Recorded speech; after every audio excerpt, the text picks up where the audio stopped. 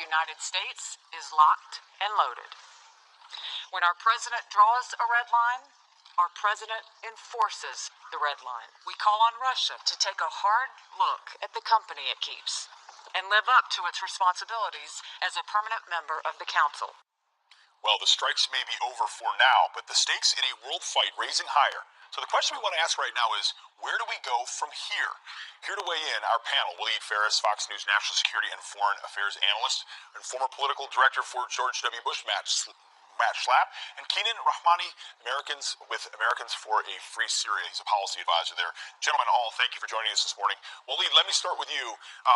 The mission accomplished with these strikes was meant to send a signal to Assad and his benefit, the folks that support him in Russia and in Iran. But how do they further any sort of resolution in that region going forward? Well, number one, mission accomplished means that the tactical mission, though it was a very large tactical mission, was successful. Whatever was the objective, the tactical objective was achieved.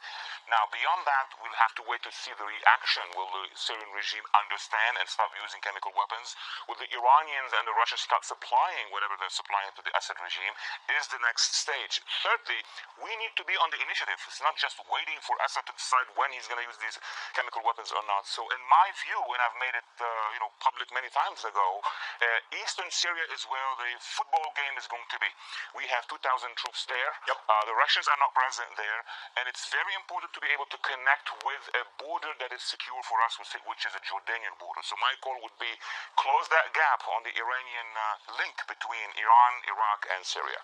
Matt, the president ran on America First foreign policy, doesn't want to fight stupid wars in the Middle East as he has used. So he's hit this strike, this tactical mission accomplished. But what do you see as the administration's goals after this?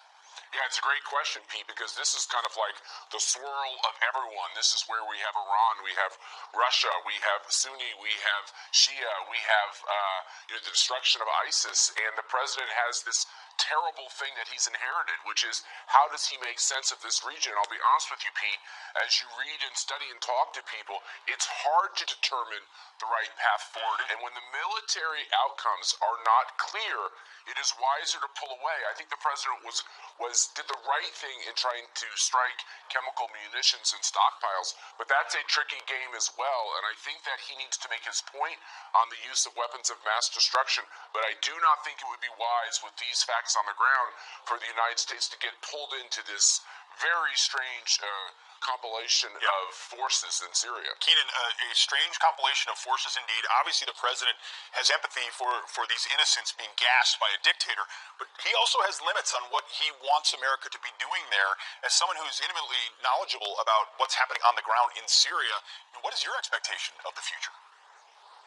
I mean, absolutely no one wants a never-ending conflict in Syria and a never-ending U.S. presence in Syria, but the president said he was going to put a cost for the Assad regime, for Russia and Iran, for their use of chemical weapons and for their slaughter of innocents, and it doesn't look like this was that cost. It looks like Secretary Mattis has undermined the president's agenda against Iran, and we saw that with the Iran deal, and we're seeing that now, that the president is unable to have a real cost on Iran. Why do we have 80,000 Iranian militias in Syria? These are threatening the United States, they're threatening our allies. And just today, the Assad regime launched new airstrikes in Homs and Hama on innocent civilians. So the Assad regime feels that, at best, this is an invitation to use any weapon other than chemical weapons. And I think, at worst, we have not sent any message that's stronger than what we did last year. And the Assad regime will continue using chemical weapons next year. Well, we'll see. Obviously, the administration has said they won't allow that to happen. Well, answer that question, though. Will Iran read this message and, as a result, recalibrate their pursuit of nuclear weapons? Does this have that ancillary effect of sending a signal that when we say you can't have nukes, you really can't have them? It's a different game, my friend, in Iran. Iran is a much larger country. It actually has a much larger military. And actually, Iran is now deploying in Iraq, in Syria, in Lebanon, in Yemen, trying to penetrate Saudi Arabia. So for the next round, I don't know when would that be. If we want to confront them, the price will be higher. And as a matter of fact, in terms of choices for Syria, fine. If we don't want to go against the regime, that's a good choice. But if we actually allow Iran to stay in Syria, next crisis will be on the Jordanian borders. There will be on the Saudi border. So it is not something we can escape forever. Matt Schlapp, where do they make that balance? You hear, Saudi borders, Jordanian borders, Syrian borders, yet most Americans are worried about our southern border. Where does this administration lay the focus to put America first? Is it on Iran? Is it on sending signals to North Korea? Where's the biggest priority? Look, our enemies overseas are Iran in the Middle East and China globally, including with all this IP theft and everything else. And I think the president has to stay focused like a laser on who the true enemies are. A nuclearized Iran is unacceptable. He's made that clear. And he now has the advisors he wants around him, like Ambassador John Bolton, to be able to decertify the Iran nuclear deal. So I think that's the next step with Iran. But I think you're right, Pete.